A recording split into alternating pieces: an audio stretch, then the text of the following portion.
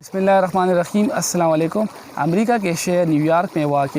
PIA की मलकियत रोस्वेल्ट नामी hotel एक दफ़ा फिर ख़बरों की ज़ीनत बन चुका है और ये अफ़वाह भी सरगर्म है कि अमरीकी जो सदर है डोनाल्ड ट्रंप वो इसको ख़रीदने में दिलचस्पी ले रहे हैं। तो वो क्या वजूहत है जिसकी बिना पर स्ट्रीट 45 न्यूयॉर्क में वाक़ ये होटल हमेशा ख़बरों की ज़ीनत बन जाता है? तो आज हमारी वीडियो पूरी देखें। 1924 में अमरीकी जो सदर थे रोस्वेल्ट, उनके नाम पर इस होटल को बनाया गया था और इब्तदाई तौर पर इस पर $1,20,00,000 का खर्चा आया था और इसमें तकरीबन 1025 कमरे हैं, 52 सूट्स है और इसके अलावा 3900 स्क्वायर फुट पर यह मुक़ीम है।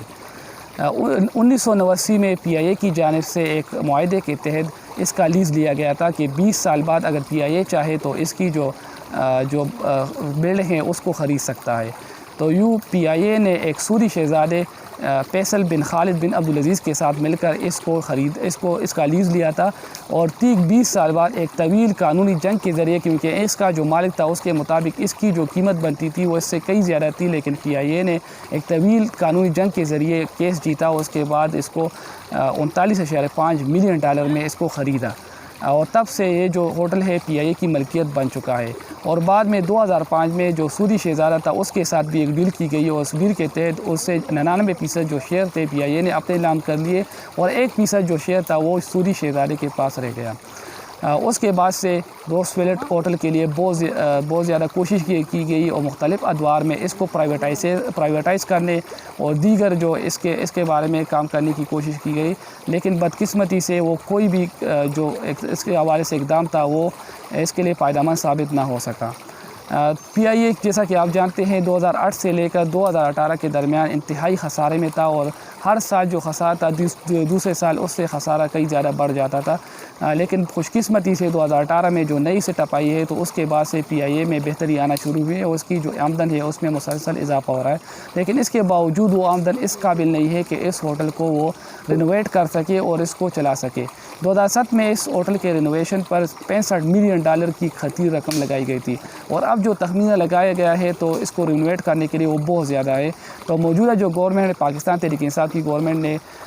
इसको प्राइवेटाइज़ करने के बजाय, इसको बेचने के बजाय ये कोशिश की कि इसको जॉइंट वेंचर के ज़रिए एक प्राइवेट कंपनी के साथ मिलकर इसको चलाया जा सके और इससे कीमती ज़र मुबादला कमाया जा सके ताकि PIA की जो साख है वो बहाल सके और उसकी आमदन में भी इजाफा हो सके। बदकिस्मती से एक बहुत अच्छा इदारा था, एक बहुत अच्छा होटल था, लेकिन और 2008 तक तकरीबन ये मुसलसल आमदन में जा रहा था, लेकिन 2008 के बाद ये खसारे का शिकार होना शुरू हुआ। तो आज हम आपको बताएंगे कि किस तरह मुख्तलिफ़ की ज़िंदगी शोबाजात से ताल्लुक़ रखने वाले लोग इसको मुतनाज़िया बनाने की कोशिश कर रहे हैं और ख़ास तौर पर वज़ीर-ए-आज़म साहब की जो साबिक़ा एहलिया थी उनकी जानिब से भी इसको मुतनाज़िया करने की कोशिश की गई और यूट्यूब पर बाकायदा एक वीडियो पैगाम के ज़रिए उन्होंने आवाम को जो गलत आईना था वो दिखाया इसके बारे में कि हुकूमत इसको भेजने की तैयारी कर रही है और ख़ास तौर पर जुल्फ़ी बुखारी साहब और इसके अलावा जो अनिल मुसर्रत साहब है उनको इसमें